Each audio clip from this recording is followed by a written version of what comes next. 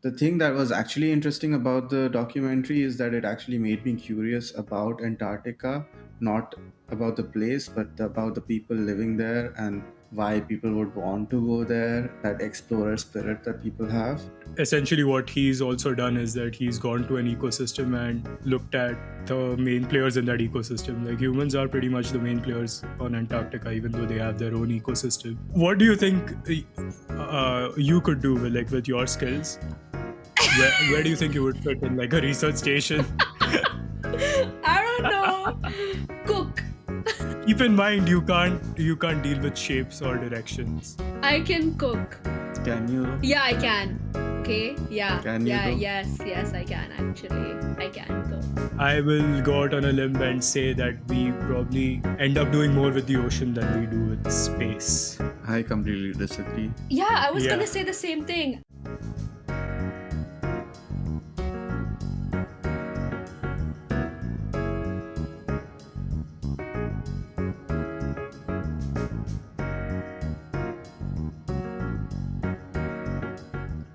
Hello and welcome to another episode of Escape into Reality. This is a very special episode because we are finally doing a Werner Herzog documentary. And on top of that, it's also a documentary on Antarctica, which is sort of something that not a lot of people would know a lot about.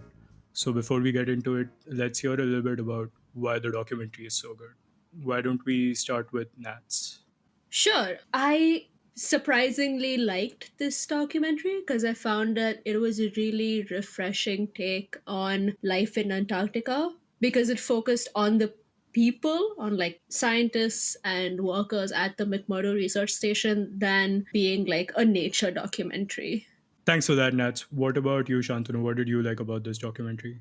I have pretty much the same answer, which is because it's a Werner Herzog documentary, he doesn't cover the obvious thing, which is Antarctica. If you're going to Antarctica, you're expected to cover nature, you're expected to cover the penguins, you're expected to cover the ice.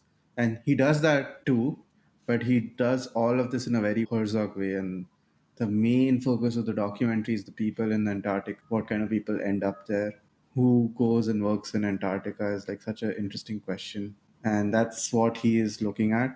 So that's I think that's why you should watch the documentary because it's just a very Werner Herzog way of covering a place. That's quite interesting. I mean, when I was coming up with my point for why watch, I had a very similar answer to both of you. And this is also something that is one of the most common comments on this documentary on YouTube, which is that people really enjoyed this documentary because it tries to understand the human psyche more than just Antarctica as a place. Like, why does it attract a certain kind of person? Why the people there, like, it calls to them? What sort of life are they leaving behind when they come here? And how, even though they are joined by this extreme call to action that Antarctica sends out, they're not very similar to each other in that sense. Like, they have different academic backgrounds, they have a different professional life back at home, but they all come to Antarctica anyway, and they get along very well. They have to because they live so close by and all that. I think when you first recommended the doc, I was expecting not to like it as much because I don't watch a lot of nature documentaries and stuff. And the other documentaries we've done for this podcast have been so different that I was like, okay, this seems like a standard pick. But I was pleasantly surprised by the documentary, and I think the last time I saw a Herzog film would have been back when we were in SSLA, which is like undergraduate years, which would have been 8 years ago. So I think his narration really amplifies it because a lot of the visuals are just like ice and stormy weather and like flat landscapes and a lot of white nothing, especially like the first half, right before he talks to the divers and everything. But yeah, I feel like if this was a nature documentary about Antarctica, like a proper nature documentary, it either should have been shot on like a much better camera, or it just would have been kind That's of true, it yeah. just would have been kind of boring. Just on that though, there is a chance that we saw a lower quality version of it because Oh, we saw a copy on YouTube. So I tried to look if this was on like a proper streaming service or not, but I can't really find any place else. Like IMDb didn't say anything. Oh, And also, I found a bunch of other Herzog documentaries also on YouTube. So I don't know. Maybe it is like we did see the maximum resolution. Yeah, we definitely didn't see the maximum resolution. definitely did not see. The Just for did context, not, this yeah. is from 2007, so it is quite an old Yeah, I mean, documentary. cameras were good. Still, we did not, bro. Yeah, the It was version of on this. YouTube. I think the highest quality was 360p. Yeah, So yeah. yeah, but yeah, talking more about the travel style of the documentary, I think one very important aspect of a travel documentary is that people are either watching to satisfy some sort of curiosity or as research because maybe they are planning on going there as well. So I wanted to ask you if did you have anything that you were particularly curious about Antarctica? Do you think whatever you were curious about, whatever questions you had, were properly answered by this documentary? And along with that, maybe a little bit about how, if there was something in the documentary that you did not expect to see at all. Because that's another thing that I really like about the travel style documentary. Like, you can have your own expectations going in, but obviously that place probably has something to offer that you didn't even imagine. So why don't we start with you, Shantanu? I mean, I wasn't particularly curious about Antarctica in the first place. And honestly, I think a regular documentary about penguins and ice would have been pretty boring. The thing that was actually interesting about the documentary is that it actually made me curious about Antarctica, not about the place, but about the people living there and why people would want to go there, that explorer spirit that people have. And exploring that aspect of humanity as a central theme of the documentary is why I was hooked to the documentary and I kept watching throughout. Otherwise, if it was just a Planet Earth style documentary, I don't know why, but I've never been interested in like ocean stuff or ice stuff. I'm more of a jungle person. I don't know. It's weird, but like I would rather watch like if I'm watching a nature. Is there like a reason why you're not like, is there a phobia involved? Like, a lot of people have fears of oceans, by the way, like, just to put it out there. A lot of people are scared shitless of what lies under the water. Is that why you're not that interested? No, dude, I just find I don't know, I just find the ocean kind of boring. Like it's like I know a lot of people who are completely fascinated by the ocean and stuff like that. I am not. I would rather watch a like if I'm watching a nature documentary, I would rather watch one about the mountains or a jungle or even islands. But like Antarctic, like ice stuff and water stuff, particularly, I find kind of not interesting. What's funny is that we keep drawing parallels between Planet Earth style documentary, nature documentary, and what Herzog did. But essentially, what he's also done is that he's gone to an ecosystem and looked at the main players in that ecosystem. Like, humans are pretty much the main players on Antarctica, even though they have their own ecosystem. We are still there. And he studied the people, the animals that are there. I mean, humans are also animals. I don't think he's really stepped out of the typical nature documentary that much in that sense. Unique thing about Herzog is the questions he asks. He goes to a place, but he looks at it from a different angle than what most people would. So that's why his stuff is interesting. And also because his presence is felt throughout the documentary. Like, it's not like a God style narrator that's hidden behind the camera. It's like neutrally telling you what's happening passively and stuff. He's very active in what he says. He cuts off people. He asks stupid, weird questions all the time.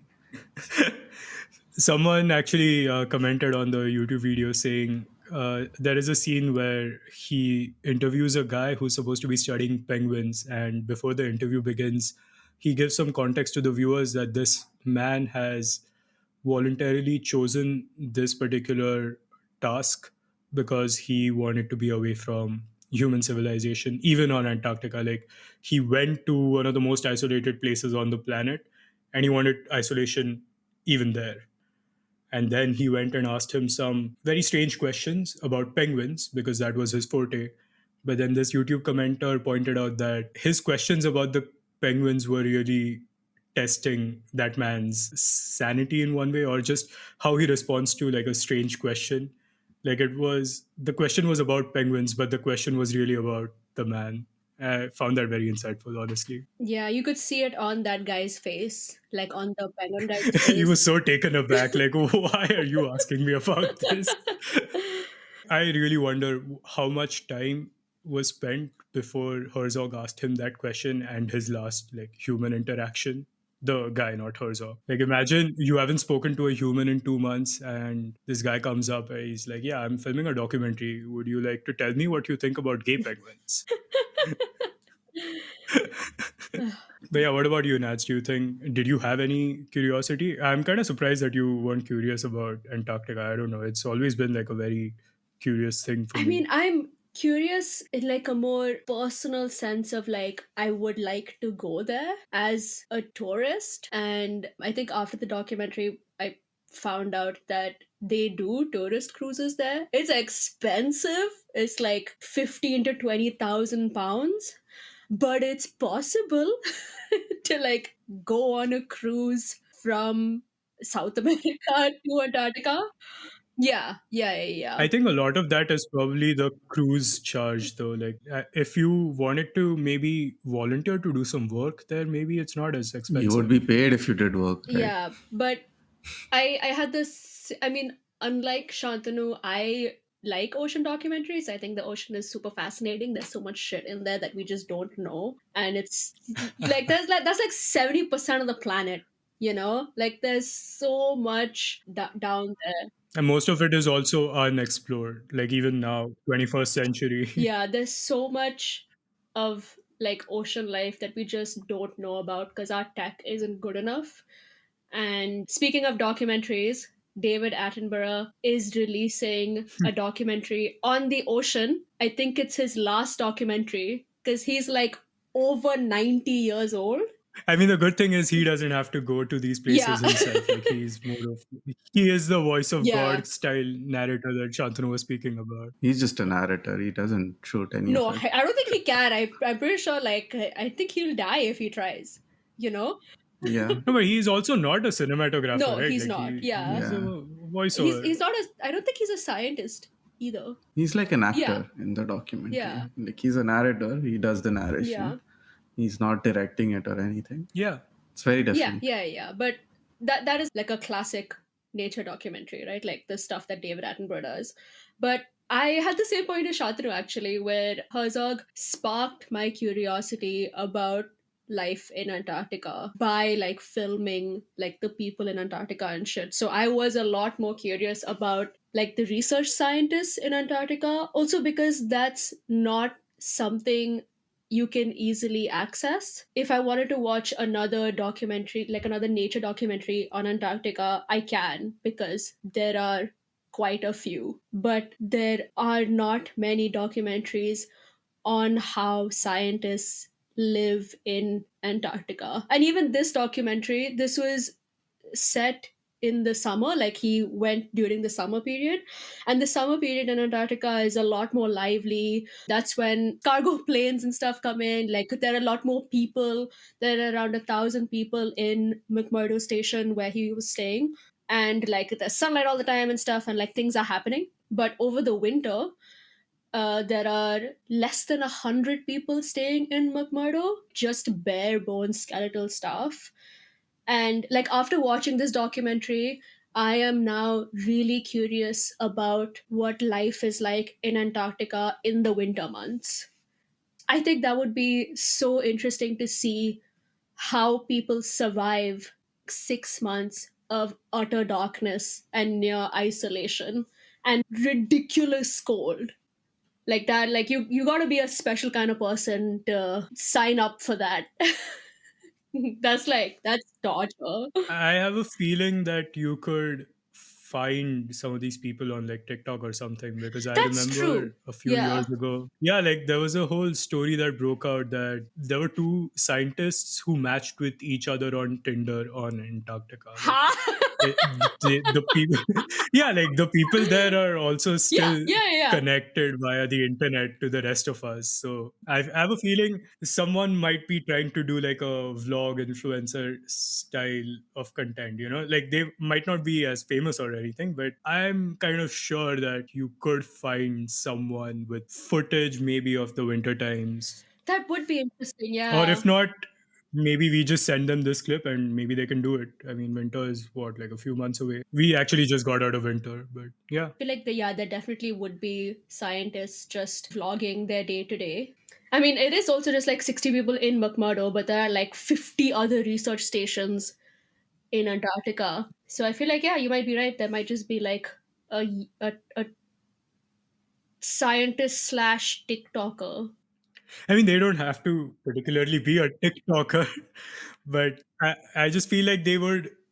Maybe they have footage, maybe they haven't put it out. I just feel like them being in that position, they can probably tell that this is like a content gap on the internet. Like there is probably some curiosity, just because like it's pretty natural to be curious about these things. So I feel like if they are living that life, they probably have looked up like, is there some sort of representation of this life on the internet?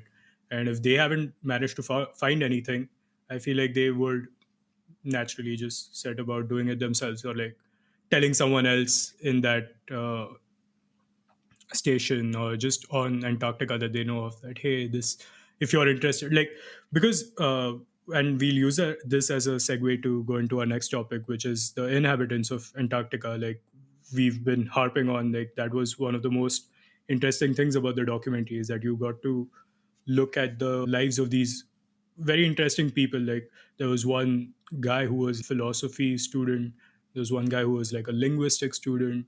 So maybe there might just be someone who's aspiring to be like a filmmaker or just like a storyteller of some sort. And now we have phones, we have access to a camera whenever we want. So I have a feeling that content probably exists somewhere. Maybe it's not on the internet yet, but probably That's some guy true. has filmed by Yeah. now. Like I trust humans in that much, that when they think that they are experiencing a unique experience, they have that instinct of, no, I want to document this in some way and share this with other people, because you also have that feeling that no, someone out there will be curious about this. And I know like NASA and stuff have very active social media accounts because that's also like a way to connect with aspiring scientists and like students and stuff, right? Like it's not like they'll be sharing forbidden knowledge or whatever. I think they would very much be encouraged by like their respective organizations and institutions and stuff to share stuff like that. Like an interesting aspect of this is that nowadays everything is content. Yeah. So even something like Antarctica, which when this film was shot was kind of a mysterious, adventurous place to go to. Now we probably just know about it. That adventure spirit of going to Antarctica is gone now. There's like a cruise ship that goes there. There is that like exploring the unknown that kind of doesn't exist for us anymore. I mean, the Because oceans. in the oceans, yeah, I guess. I mean, there's obviously exploring the unknown that exists outside the planet and stuff like that, and even the oceans. But I mean, a lot of our exposure just of everything kind of just comes from TikTok Yeah, or or Instagram or YouTube whatever, or whatever. Yeah. Instagram. Yeah, exactly. So even like documentaries like these are not watched as much as YouTube videos are or vlogs are, for example. Yeah, like I'm sure there are vlogs of like people in Antarctica and stuff, like tourists and shit, especially. I'm sure there are YouTubers who've done vlogs in Antarctica, bro. Like, I'm so sure. Yeah.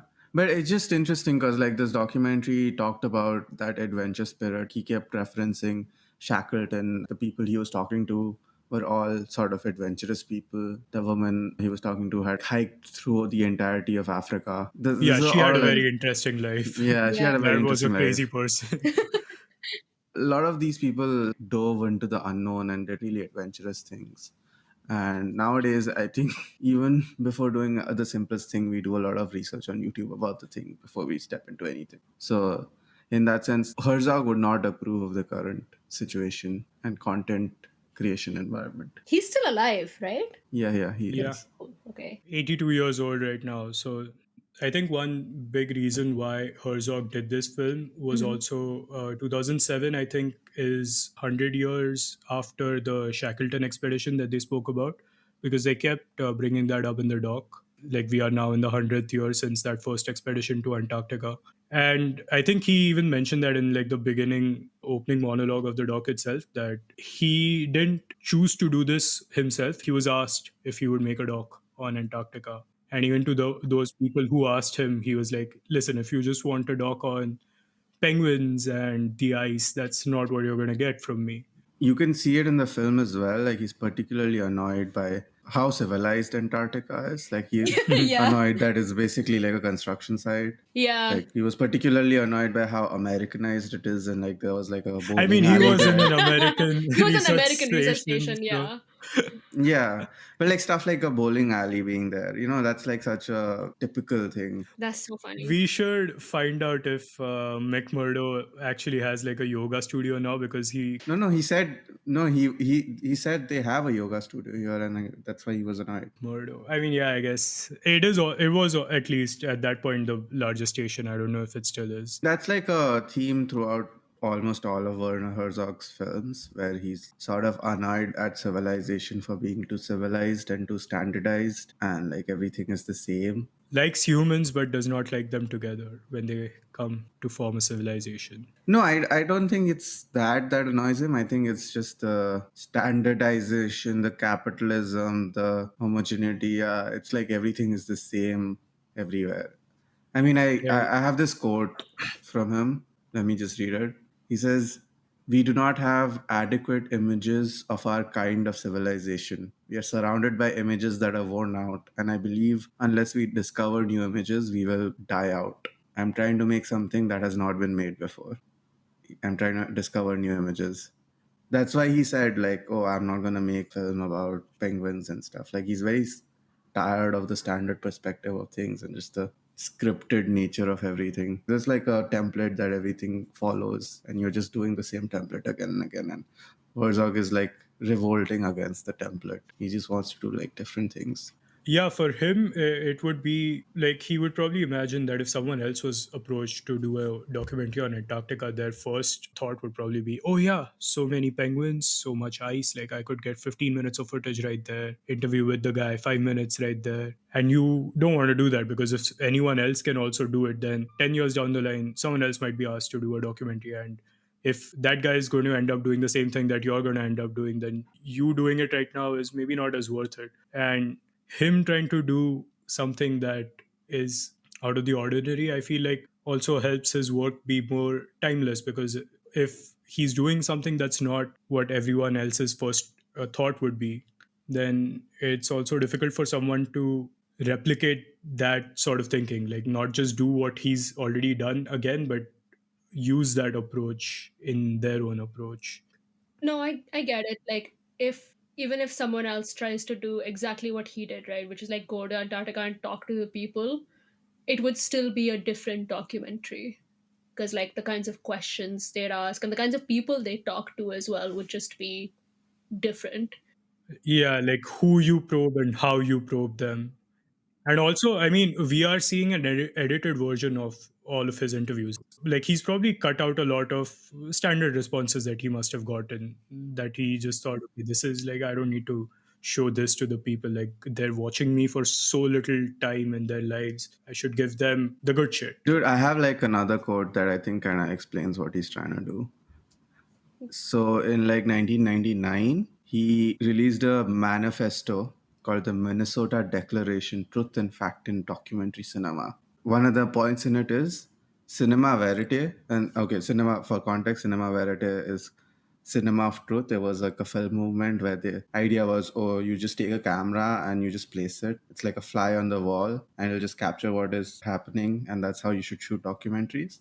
And his point was cinema verite is devoid of verite. It reaches a merely superficial truth, the truth for accountants. There are deeper states of truth in cinema. There is such a thing as poetic, ecstatic truth. It is mysterious and elusive, and it can only be reached through fabrication and imagination and stylization. And that facts sometimes have strange and bizarre power, and that makes their inherent truth seem unbelievable. That's a really interesting quote. Yeah, so he's trying to Yeah. like find like what he calls a static truth, which is uh, like this is Are, the best explanation I found of what he's trying to do. are you saying ecstatic truth? Yeah, yeah, ecstatic. Okay, okay, Ecstatic. ecstatic. Yeah, Yeah, ecstatic. like Like ecstasy. ecstasy. Yeah. Yeah. Yeah, No, but Okay, this cool. quote ecstatic. kind of reminds me of a discussion that we had during the podcast that we did on Mayor, Hmm. uh, where I think you were only saying this, Shantanu, that when a war is represented by a camera lens, you are choosing where that camera is placed. Like you are not uh, representing the entire truth of that conflict or even of that particular battlefield where the camera is. And so just capturing true image is not depicting the whole truth or even the useful truth. Like, yeah, deaths happen on the battlefield, that everyone knows. You don't need to have the footage of that to prove it. But showing some behind the scenes things like we saw in The Mayor, where we didn't really see that much violence, but we saw how they dealt with violence, how they dealt with the news of when they knew that there was going to be violence, when they knew there was going to be chaos. How do they prepare for it? How do they react in the face of chaos? Like when it comes knocking outside their city border, what do they do? How do they cope? And how do they prepare? I have a lot of thoughts on representation and what is truth and stuff because I really don't think you can just be objective ever. Like everything is subjective to a certain degree. And there exists a reality spectrum, as G Chat would say. But regardless, I mean, there is this Herzog style of capturing stuff. What he captures is not, you cannot like directly put into words. It's not, it's like a feeling, a symbolic representation of human nature or just nature in general that he tries to capture. I think the perfect example of what he's trying to do happens in this documentary when he's talking about the penguin. He asks the guy, like the penguin researcher, do penguins ever go crazy? And then there's that scene of the penguin just going to the mountains. And there's like some symbolic truth about human nature and nature in general and how frustrating civilization can be that sometimes you just want to leave and go to the mountains and you just want to leave. You gotta go. Right. And that scene became a meme Yeah. and that scene has been viewed more than the documentary itself has because I think it has Like captured way that. more than, Way Yeah, more. it's Yeah. Because definitely yeah. been viral on like TikTok and reels and shorts everywhere. There were a lot of comments of people just saying that I looked up this meme and then I found out that it was actually a very well-known director's documentary, and that's why I got intrigued. Like, okay, what is this actually part of? Like a lot of viewers came to the documentary years later just because that one moment became viral.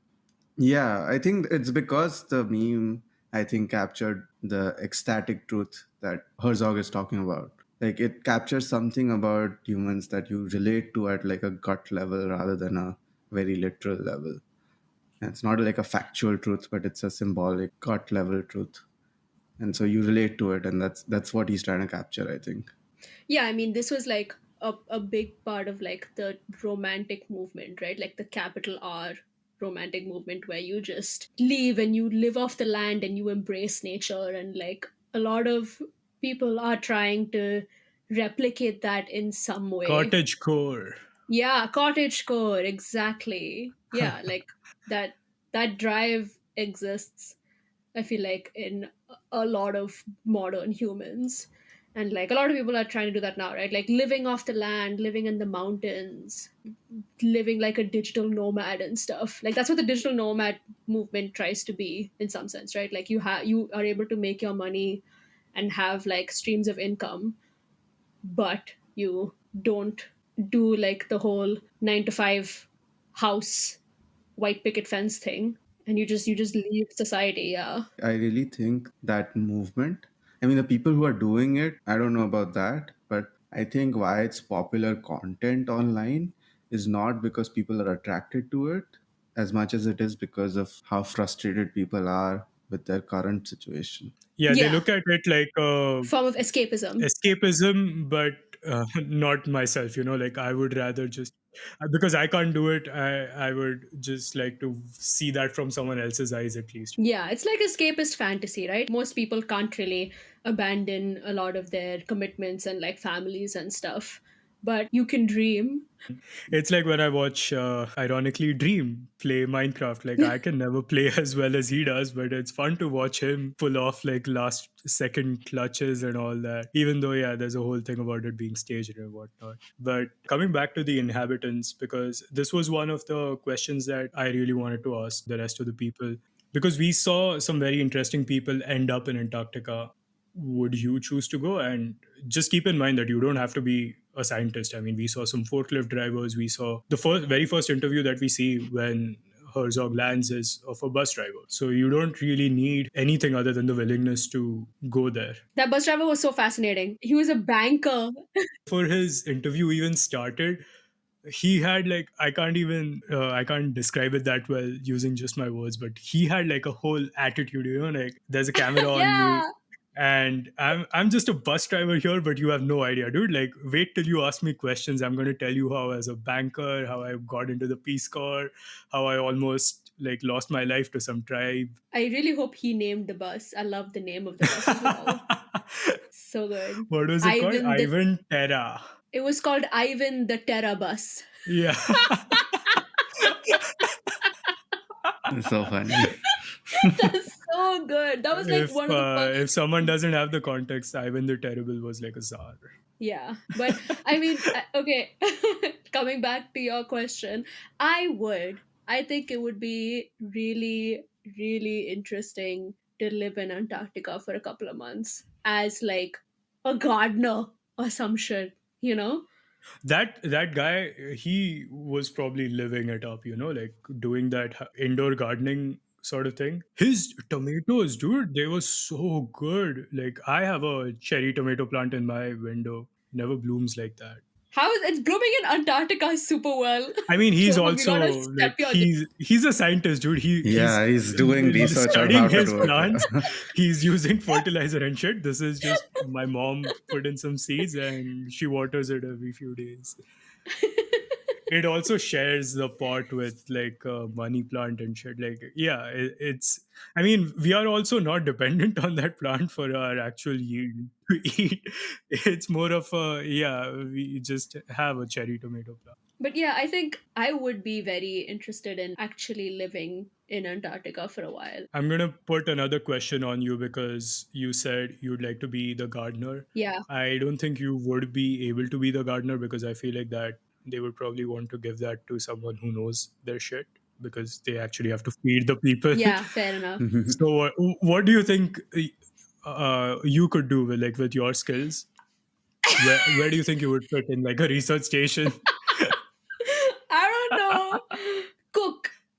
Keep in mind you can't deal with shapes or directions. I can cook. Can you though? Yeah, I can. Okay. Yeah. Can you Yeah. though? Yes, I can actually. I can cook. Think about the ingredients you use to cook and think about whether they'll be available. I cook with veg and shit. There are vegetables there. I can and like a bunch of supplies keep coming in every week. Like it's not like they don't have anything, right? Like they are still connected to the outside world. I can cook. Yeah. I can Yeah. clean. Well, I mean, that's not really a skill. That's a chore that people probably have to do. Well, I'm not a STEM girly, so I actually don't have a lot of transferable skills that would apply to a research station in Antarctica. I can write. If you feel like you're defending yourself because the two of us are going to have like interesting skills, I don't think we are going like I don't think I have any skills that would be useful for Antarctica. You can drive. I can't drive.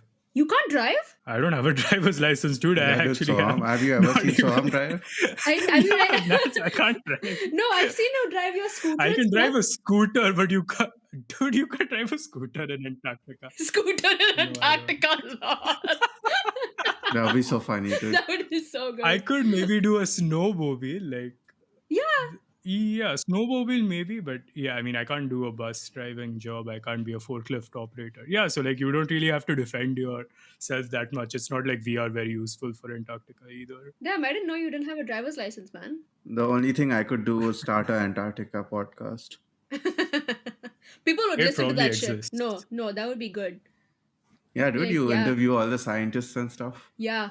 You would have Publicize so the much No, research. I'm saying content. it probably exists. I mean, we should It look it up. We probably should look does it up, exist. yeah. Yeah, because it's like I mean, we have podcast equipment. We barely put any money into it or anything. No, They but definitely can. I don't think it's about that. I think it's more about like translating what the scientists are doing and how they think and stuff into something that's more interesting and like easier to digest and everything, right? Because that's what Herzog does.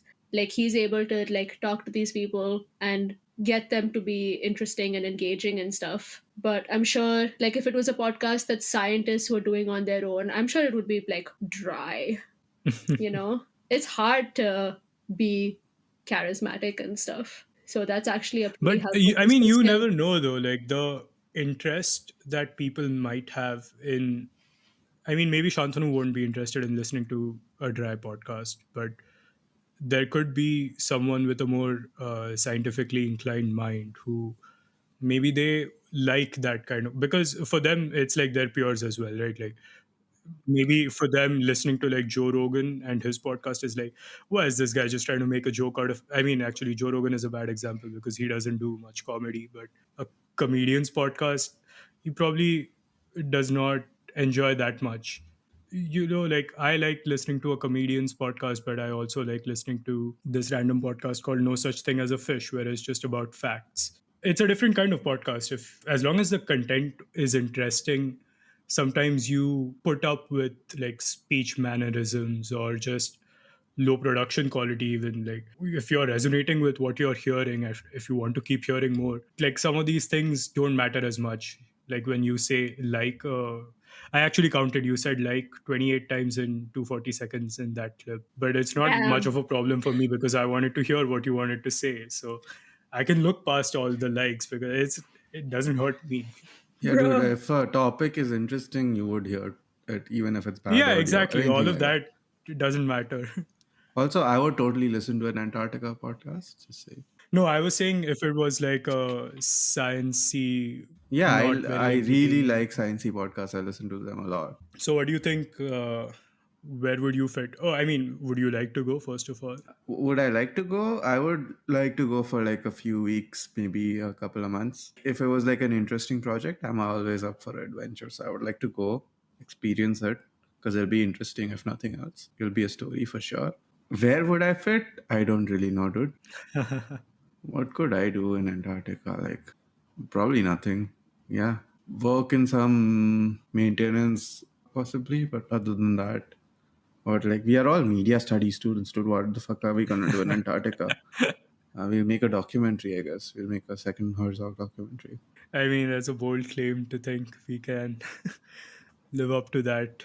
But yeah, I mean, it is a little difficult for us to think about where we would place in that ecosystem because it is, at the end of the day, it is kind of like you have to be useful to be worth the amount of just resources it takes to have another person live on that place. Because if 10 of us go there to film a documentary, that's that much more resource in terms of food, electricity, shelter, all of that, that they will have to provide to us. And we are not contributing anything to their actual ecosystem of gathering food, collecting research data, or just construction work that the forklift guys are doing. We probably won't fit in anywhere. And so maybe it's just not worth it for someone like us to go. But yeah, this thing about where we would fit in, I didn't really think about it till I asked the question. So even I don't really have a good answer for that.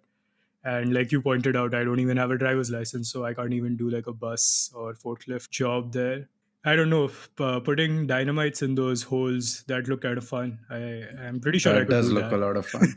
Yeah, like when they drilled the thing, I was like, okay, yeah, this seems like they're just going to put like a fishing pole in there and just sit there and fish. And then they pulled out the drill was very long. I wasn't expecting it to be that long, but they finally pulled out the drill, and then they started shoving those sticks of dynamite. And like it took me a while to realize, oh shit, that is dynamite. Like it was a thought, like yeah, it looks like dynamite, but why would they blow it up? But yeah, I mean, it's definitely controlled explosion and all. They must have done the math. no shortage of math doing people, I guess. That's called a mathematician. You don't have to be a mathematician to do math. I can do some math too. Mathematician, I mean, I'm just speaking from experience. Like my friend has a degree, a master's in math. So mathematicians tend to be more theoretical. Yeah, yeah, yeah. You Like just need if like a you watch Big Bang Theory, in this case, you would want someone like Howard Wolowitz and not Sheldon Cooper, because like he'll come up with all this, oh, this. He probably won't come up with an answer that you need. yeah. You probably need some explosives technician or some sort like that. There is a follow up question though. One thing that made me laugh like very early on in the documentary before all the penguin depressed stuff. There was one thing that they mentioned in McMurdo, which was this machine that you can't say ice cream because they repeated that again and again that it is not ice cream. But they call this machine the Frosty Boy, and it gives you something that looks a lot like ice cream. And the guy was playing around with it with his finger, and it Like it, maybe it's like legally. significantly different. Yeah, maybe. No, I mean, I'm just saying, I don't think it can be ice cream because I don't think they would want to waste milk, make ice cream, especially based on how much he said people depend on the thing that comes out of the Frosty Boy. Sounds kind of wrong, but whatever. Like, if it's being consumed in that volume, you probably don't want to be wasting your milk on what is essentially just a treat, like a coping mechanism. If you have like, if you start rationing out Frosty Boy, I feel like people would riot. I mean, if you think people get mad when the McDonald's ice cream machine breaks, like imagine when the McMurdo Frosty Boy is down. Like, Yeah, you guys can't even, you can like this go is to the your grocery one store. thing. Yeah. Yeah, Yeah. exactly. You can't even go to a Wendy's to get their ice cream instead.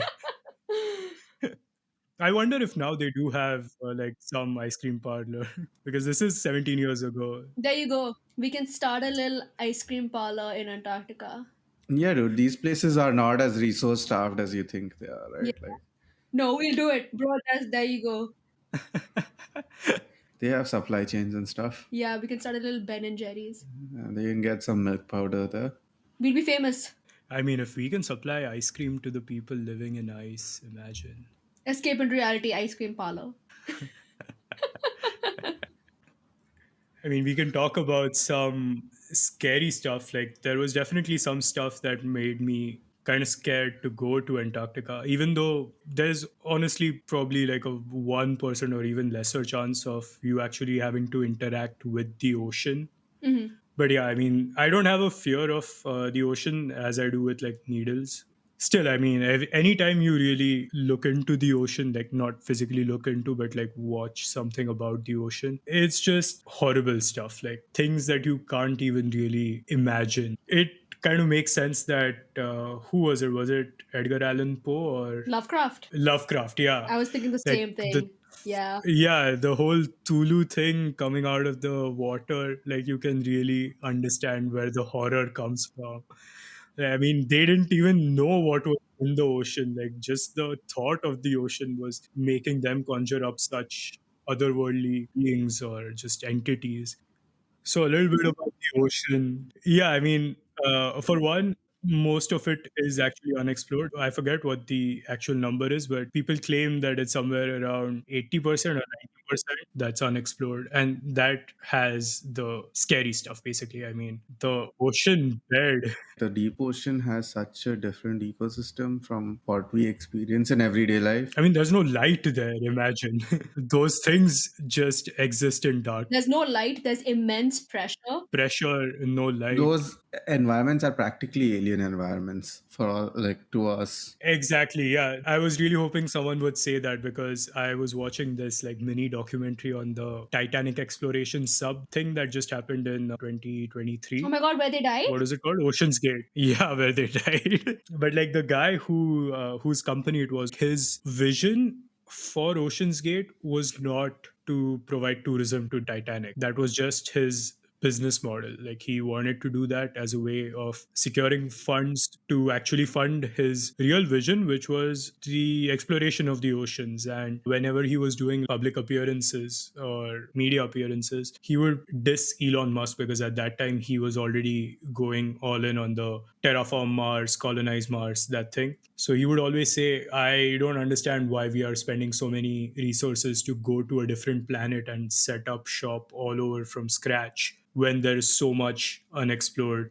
right here on our planet. And his vision was of an underwater civilization as opposed to a space civilization. Oh my god. I'm not really arguing for him because obviously, like, he defended his own actions by saying that we are doing this for the greater good, and that's why we are like letting go of a lot of regulations that we need to follow, and that's how they ended up with like a remote controlled submarine.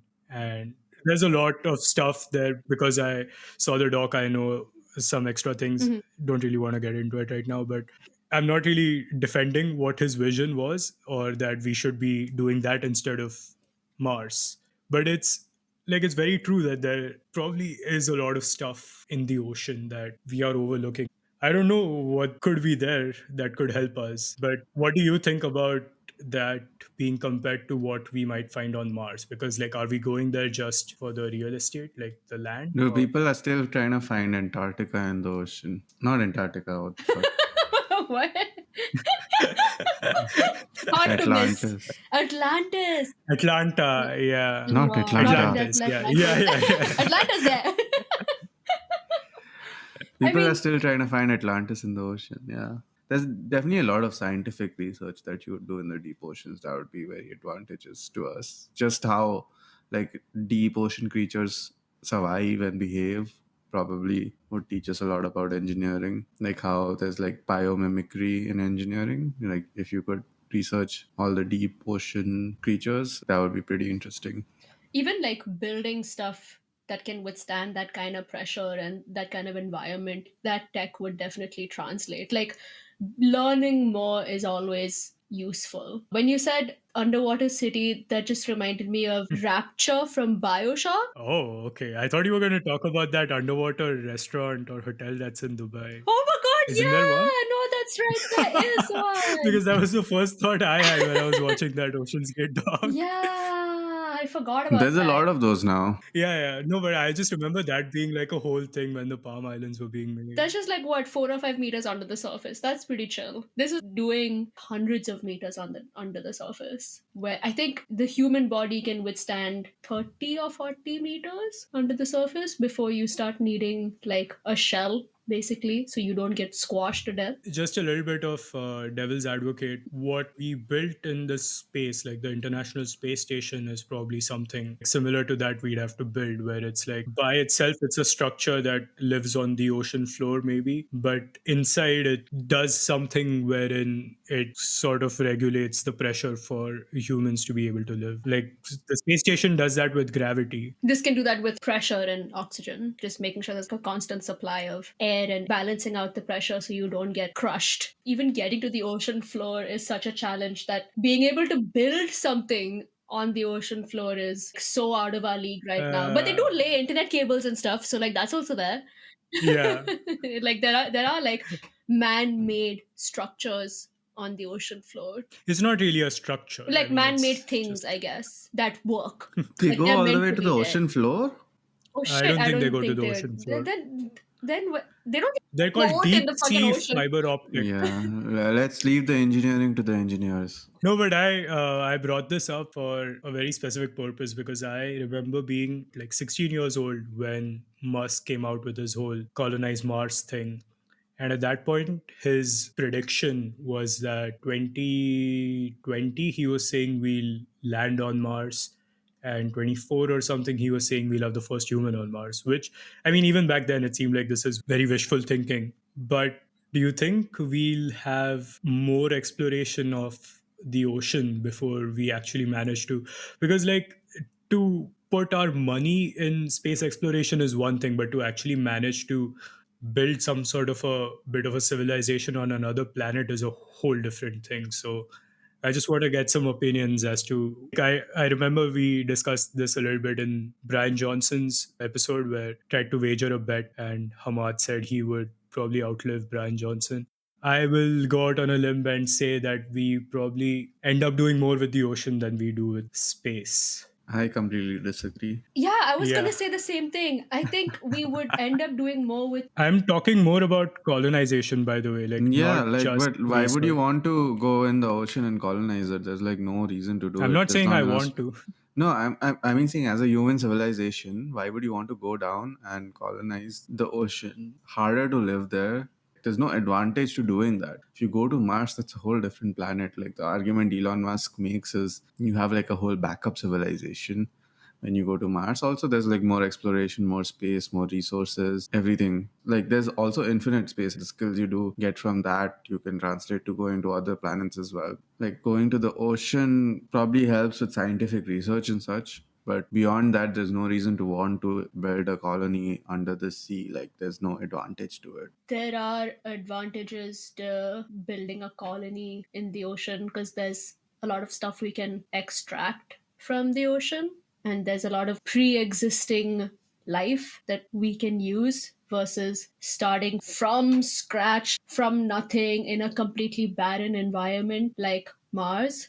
There are a lot of pre-existing advantages to doing stuff in the ocean because there are existing ecosystems that we can work with and fit into and exploit and everything. Yeah, but then there's no benefit on the, like, there are advantages. Like, yeah, it might be easier to work there because obviously it's right here. But what's the benefit? What's the point of doing that? If we're running out of resources on land, if there are resources we can extract from like ocean floors and stuff, that's a benefit. There's like food there and everything. So why would you colonize for that? Like, yeah, you just like send machines down. The colony could be like Antarctica, where there are just 100 people living under the ocean and carrying out some sort of a task. But also, to defend my point a little bit, what I said was we do that with the ocean first. Eventually, we are going to have to go to the space. Like, I'm not denying that. I just feel like we can't really do that, right? Like, obviously, we can't do that right now, but it's going to take us so long that we might end up searching the ocean for some more answers first, and maybe that will give us some new tech that's going to help the space exploration bit. Like, it's like playing a video game. I feel like we need to finish all the side quests on earth first before we can really venture out into space, like not as a choice but more as a necessity. Like, we can't progress further before we do all these side missions on earth. Okay, should we get back to the documentary?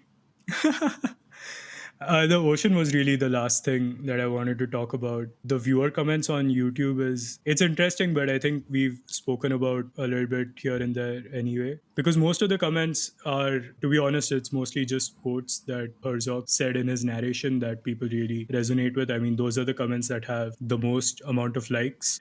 There are some comments where they're talking about how they heard about this documentary from that viral clip that we spoke about earlier. There's also one guy who's made some really nice timestamps for the documentary. So if you are planning on watching the doc, you can watch it and then scroll down to see like a highlight reel of the doc. I looked at his timestamps, they're pretty good.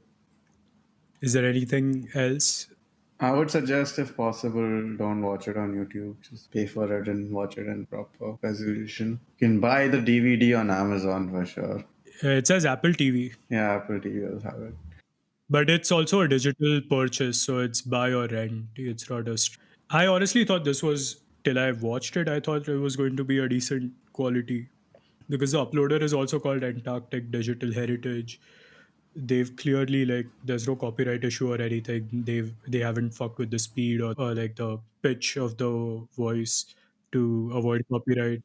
A bunch of other documentaries have also been uploaded, so maybe Herzog just didn't like take the distribution deal, give it away for free. He's probably made his money, dude. 2007, he was what, 17 years ago? He was 65 years old, dude. He's probably already made his money by the time he made this doc. I mean, he also doesn't seem like a guy who's particularly interested in return on investment. Maybe he spoke to G Chat. Maybe he knows if you want to make good films, you got to stay poor. That quote, dude, I think about that all the time. It's not Yeah, much I more don't know to if it. we're going to be doing space exploration anytime soon, but we've definitely gone deep into this night. It's almost 1:30 a.m. right now. So we'll call it here. If you have any suggestions or recommendations for our podcast, you can email us at escapeintorealitypodcast@gmail.com. We are also live on YouTube as of now, so you can check out our channel. It's just called Escape into Reality. And we are also on Twitter, Substack, Instagram. We might also be on TikTok soon, so keep an eye out for that. But yeah, until next time, see you. Bye. Bye. Good night.